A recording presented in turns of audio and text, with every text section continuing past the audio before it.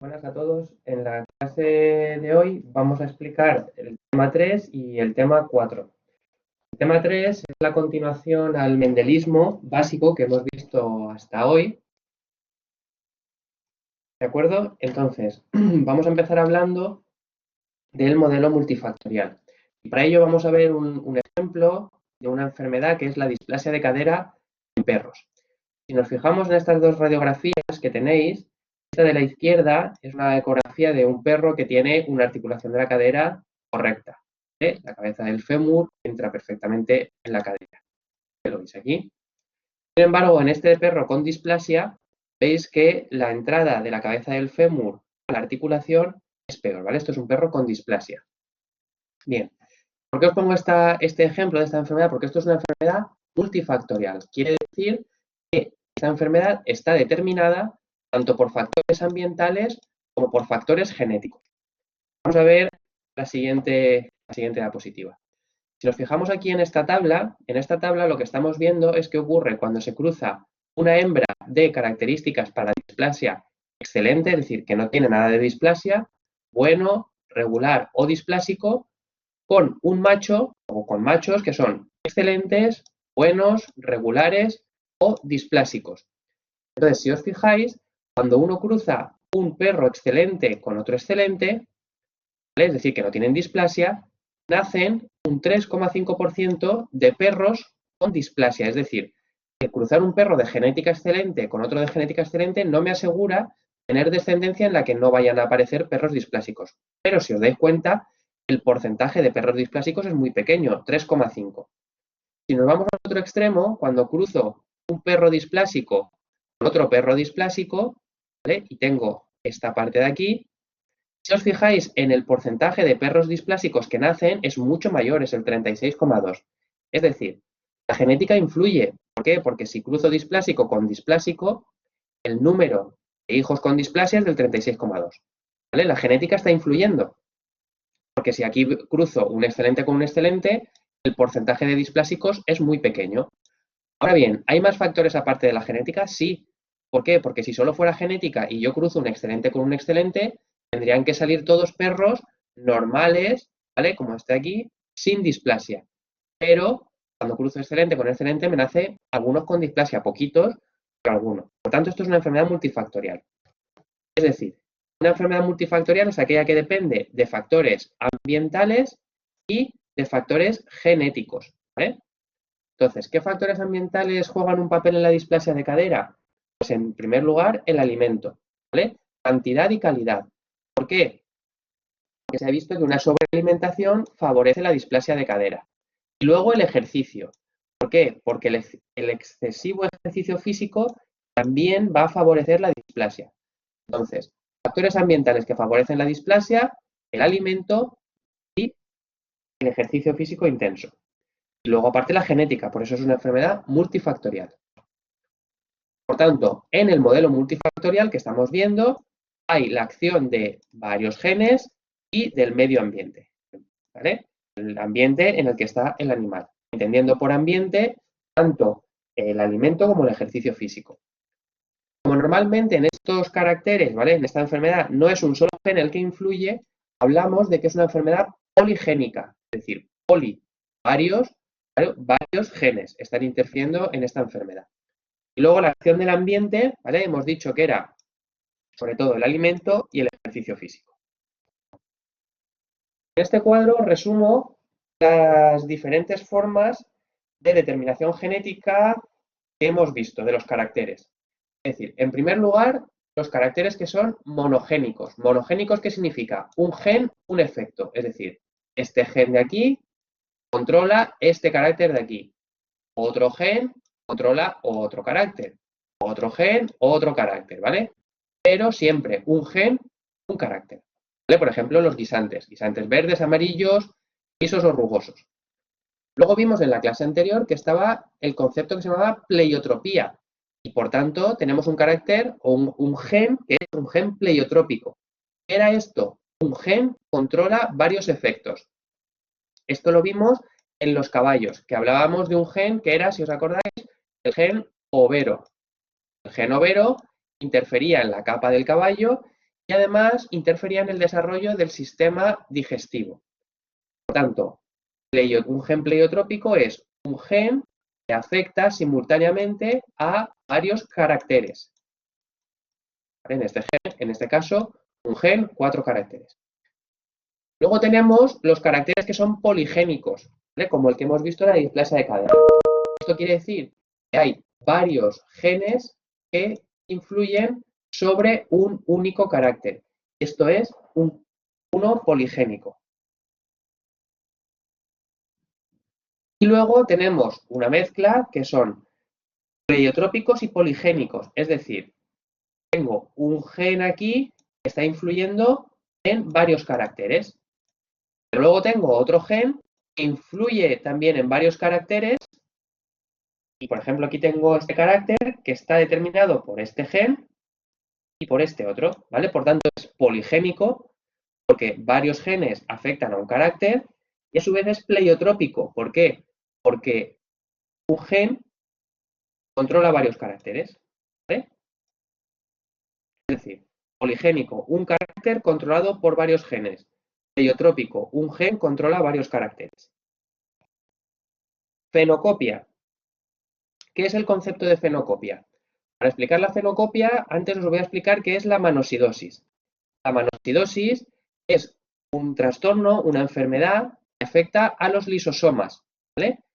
¿En qué especies? Pues gatos, ganado vacuno. La manosidosis, como dice aquí, es recesiva. ¿Y por qué ocurre? Porque hay unas mutaciones en el gen de la alfa-manosidasa. Entonces, si os fijáis aquí nos cuentan para estas razas, Angus y Galloway, nos cuentan qué tipo de mutaciones hay descritas. Por ejemplo, aquí una timina muta a una citosina en la posición 961. Consecuencia de este cambio de nucleótidos, hay un cambio en los aminoácidos. Bien, lo que está ocurriendo aquí es que la alfa-manosidasa deja de funcionar bien, ¿vale? Entonces, como no funciona bien, los animales manifiestan un deterioro neurológico que les puede llegar a provocar la muerte. Entonces, si os dais cuenta aquí, ¿qué está pasando? Hay un problema de funcionamiento de la alfa-manosidasa, no funciona bien. Ahora, esto que hemos visto aquí es debido a causas genéticas, también se puede dar por una causa ambiental. ¿Y cuál es? Porque si el ganado come una legumbre que se llama Darling Pea, como veis aquí, se puede desarrollar también la alfa-manosidosis. ¿Por qué? Porque estas plantas contienen una sustancia que inhibe a la alfa-manosidasa. ¿De acuerdo? Entonces, el animal se está comiendo un alimento que tiene un inhibidor de la alfa-manosidasa y la alfa-manosidasa deja de funcionar. Entonces, esto es una causa ambiental. Ahora, también se puede llegar a lo mismo por una causa genética, que es que sean mutaciones de la alfa-manosidasa. Entonces, decimos fenocopia cuando un fenotipo que no está genéticamente determinado imita a un fenotipo controlado genéticamente. Es decir, llegamos a lo mismo desde un punto de vista genético como ambiental. Fenocopia. Ahora vamos a hablar de la heterogeneidad genética de una enfermedad. En este caso, ¿vale? Voy a saltarme esto y ahora volveré. Para que lo veáis, fijaos. Heterogeneidad genética de una enfermedad. En ovino y en las vacas hay una enfermedad que se llama dermatoparaxia. Y en los perros y gatos hay otra enfermedad que se llama astenia cutánea. Las dos enfermedades tienen los mismos síntomas. ¿Cuáles son? Piel frágil y extensible, ¿vale? Como veis aquí, por ejemplo, en este perro. Entonces, ¿qué pasa? Pues pasa que en ovinos y bovinos la alteración está en la deficiencia de una enzima que procesa el colágeno. Esto en ovinos y bovinos, en una enzima que controla el colágeno. Sin embargo, en perros y gatos está asociado con una molécula normal de procolágeno. Es decir, en una especie está afectada la del colágeno y en otras el procolágeno. Pero como ambas están en la misma ruta para al final lo que es la estabilidad de la piel, ambas tienen la misma sintomatología clínica. Por tanto, estamos hablando de heterogeneidad genética porque son distintas las mutaciones entre las especies, pero que al final llevan a la misma enfermedad. ¿Vale? Entonces, esto es heterogeneidad genética entre especies. Vuelvo a la diapositiva de antes, heterogeneidad genética entre especies.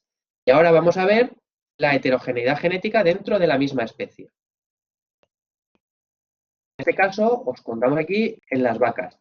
Fijaos, entre esta vaca de la derecha y esta vaca de la izquierda, esta alteración en la conformación muscular se debe a que esta vaca hipermusculada tiene una mutación en el gen de la miostatina.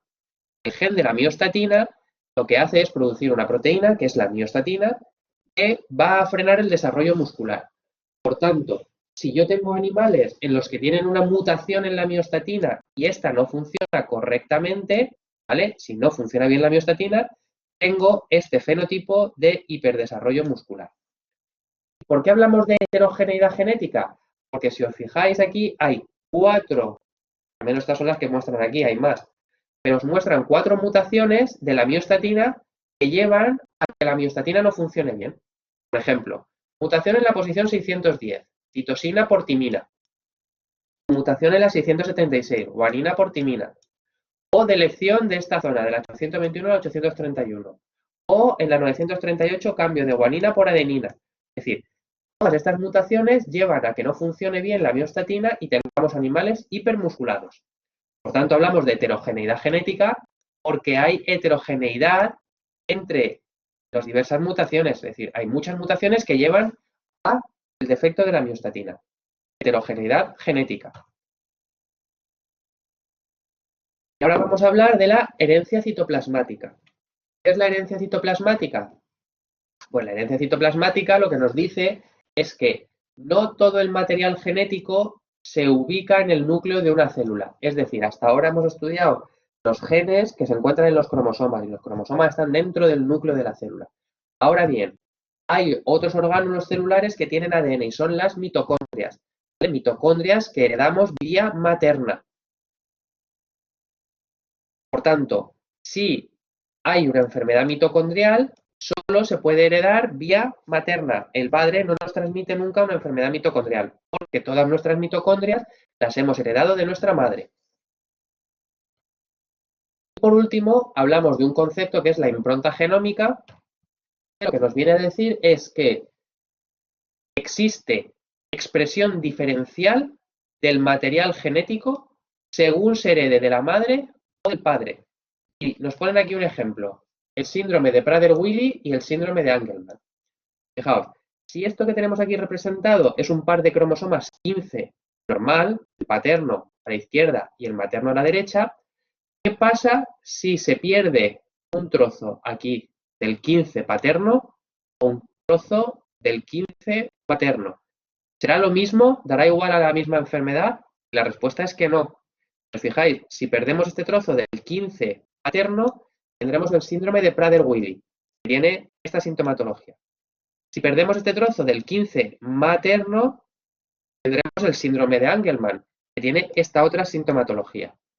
Por tanto, ¿qué es la impronta genómica? La impronta genómica lo que nos dice es que se expresan de manera diferente, ¿vale? Expresión diferencial del material genético según se hereda de la madre o del padre. ¿Vale? Entonces, esto es una gran excepción a las leyes de Mendel que hemos estado viendo hasta ahora, ¿vale? Por lo cual esto estaría fuera de lo que se llama la genética clásica. La explicación más posible que se da a día de hoy de esto son causas epigenéticas, que las vamos a ver en un seminario más adelante. Pues con esto hemos terminado la clase magistral 3 y voy a compartir ahora la clase magistral 4. Bien. En la clase magistral 4 hablamos del ligamiento al sexo. Entonces, lo primero que tenemos que tener claro es cómo se determina el sexo en los diferentes animales. Aquí os he dejado un link a esta página que os he puesto varias veces, que es de las Ameba Sisters. Está muy bien, muy didáctico y os recomiendo que lo veáis. Vale. Entonces, lo primero que tenemos que recordar es que el sexo se determina de manera diferente en mamíferos y en aves. En mamíferos tenemos el sistema XY. En este sistema XY, las hembras son el sexo que se llama homogamético. Homo porque es que tienen una copia del X y otra copia del X. Tienen dos copias del X. Los machos son el heterogamético. Tienen una copia del X y una copia del Y. En las aves, el sistema cambia, ya no es XY, es ZW. Fijaos que esto es importante porque aparte de cambiar los cromosomas, que se llaman ZW, cambia porque las hembras ahora son el sexo heterogamético, es decir, son ZW, y los machos son el sexo homogamético, ZZ. Esto es importante que lo recordéis para cuando hagáis problemas en los talleres, ¿vale? Tenéis que recordar que el sistema es diferente en mamíferos y en aves. Tipos de herencia ligada al sexo. Aquí es importante que recordéis que el cromosoma X y el cromosoma Y son muy diferentes. El cromosoma X es muy grande, ¿vale? Comparado con el Y, que es más pequeño. Los genes que aparecen en el X, ¿vale? Son los que llamamos genes ligados al sexo, genes ligados al cromosoma X.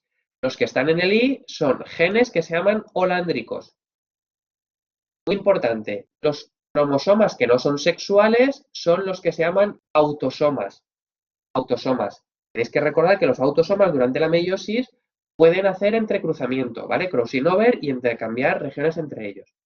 Si os fijáis, los cromosomas sexuales tienen en los extremos estas zonas que están pintadas en negro, que son las regiones pseudoautosómicas, ¿vale? Aquí y otra aquí. Estas regiones se llaman pseudoautosómicas y pueden entrecruzar. Ejemplo de carácter holándrico, pues recordar que estos genes holándricos son los que están ubicados, genes ubicados en la región no homóloga del cromosoma Y. Y por tanto son caracteres que solo veíamos en los machos, ¿vale? Y este, por ejemplo, es la hipertricosis. Hipertricosis en las orejas. Luego vamos a ver caracteres ligados al sexo, en particular al X.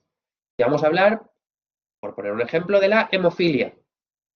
La hemofilia, fijaos, es lo mismo si yo cruzo una hembra sana con un macho enfermo que si cruzo una hembra enferma con un macho sano. No es lo mismo. ¿Por qué? Porque una hembra sana, si yo pongo aquí sus cromosomas, cada vez que hablo de ligado al sexo, tengo que poner cromosomas X, ¿vale? O sea, tengo que poner los genes asociados al cromosoma X. Hembra sana, A mayúscula, A mayúscula. Macho enfermo, X, A minúscula, Y. Hembra enferma, aquí. X, A minúscula, X, A minúscula. Macho sano, X, A mayúscula, Y. Perdonad que esto está feo, pero es que escribir con el ratón no es fácil. Entonces, cuando este individuo y este van a tener hijos, ¿qué hacen? ¿Qué óvulos puede dar la madre? La madre solo puede dar óvulos X, A mayúscula, ¿vale? O este, o este. Ahora, el padre, si el padre da el cromosoma X, tenemos aquí XX, esto es una hembra. ¿Hembra cómo? ¿Sana o enferma? Sana, porque tiene una mayúscula y la hemofilia es una enfermedad recesiva. Entonces, este heterocigoto es sano. ¿Y qué pasa si el macho da el cromosoma Y? Aquí. Tengo un macho, X a mayúscula Y, macho sano. Por tanto, ¿veis? Hembras y machos nacen sanos. ¿Veis? Todos los ejemplares son sanos.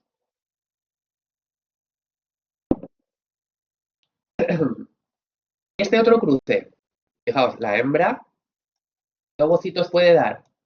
X a minúscula, X a minúscula.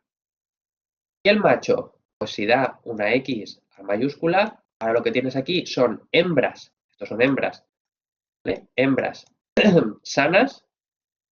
Y si da el Y, pues aquí el Y, X a minúscula Y, esto es un macho enfermo, ¿vale?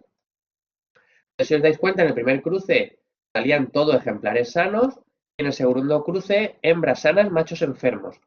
Por tanto, cuando hagamos ejercicios de genealogías, de pedigrís, y veáis que hay una generación en la que todos los individuos de un sexo, por ejemplo, en este caso las hembras son sanas y los del otro sexo son enfermos, cuando veáis esto claramente nos está diciendo que estamos ante una enfermedad ligada al sexo. ¿Vale? No puede ser casualidad de que todos los de un sexo, en este caso hembras, sean sanas todos los del otro sexo sean enfermos. Cuando vemos eso es porque una enfermedad está ligada al sexo. ¿Vale? Esto es lo que os explican aquí. Importante ver aquí que en los machos decimos que se usa el término hemicigóticos. ¿Por qué? Porque solo tienen un cromosoma X, ¿vale? Las hembras tienen un X y otro X. Por tanto, si un macho recibe la única copia del X que tiene, la recibe con el alelo enfermo, pues será enfermo. Las hembras, sin embargo, si reciben un alelo enfermo, tienen el otro cromosoma X para recibir otro alelo y ver si es sano o enfermo. Esto hemos visto aquí que es útil, por ejemplo, en animales de compañía, en perros y tal, para ver qué tipo de cruces puedo hacer, ¿vale? Y qué puedo esperar de la descendencia, sabiendo cómo son los progenitores, ¿vale? Tiene un aspecto más clínico, pero también se utiliza esto en producción animal y, por ejemplo, se ha utilizado para sexar pollos. ¿Por qué? Porque antes se utilizaba el sexaje por cloaca, es decir, las diferencias entre un macho y una hembra son muy sutiles cuando el pollito es pequeño, acaba de nacer, ¿vale? Antes se hacía de manera visual, pero ahora se ha utilizado esto para hacer sexaje con genes ligados al sexo, ¿vale? En particular al cromosoma Z. Esto lo vais a ver en talleres y vais a ver como, por ejemplo, se ha conseguido hacer que los machos, los pollitos, ¿veis? Tengan este color más claro y las hembras estén más oscuro. Vais a hacer ejercicios en los talleres. Pero para que veáis que los genes ligados al sexo se utilizan también para seleccionar a los animales. Ahora, por último, vamos a hablar de lo que son caracteres limitados por el sexo y los caracteres influidos por el sexo. ¿Qué es un carácter limitado por el sexo? Un carácter limitado por el sexo es que solo se expresa en uno de los sexos, ¿vale? ¿Por qué? Porque depende del contexto hormonal. Si nos fijamos aquí, los diferentes genotipos, H mayúscula, H mayúscula, H mayúscula, H minúscula, H minúscula, H minúscula. Si os fijáis, solo en los machos, cuando es H minúscula, el animal puede tener plumaje de gallo. Este mismo genotipo, H minúscula, si nos venimos a las gallinas, ¿vale? Genotipo femenino, solo te permite plumaje de gallina. Es decir, si veis, cuando es una hembra, siempre, no importa el genotipo, tiene plumaje de gallina. Sin embargo, si es macho, si es H mayúscula, plumaje de gallina. H minúscula, plumaje de gallina. Pero si es H minúscula, que es este sí que le permite tener plumaje de gallo. Entonces, si veis aquí, este es un macho, A, macho con plumaje del tipo gallo. ¿Veis? Entonces, pero también puedo tener un macho que es este C, ¿vale? Este C es un macho con plumaje de tipo gallina. Entonces, esto es carácter limitado por el sexo, ¿por qué? Porque solo los del sexo masculino, cuando tienen el genotipo H minúscula, pueden tener plumaje de gallo.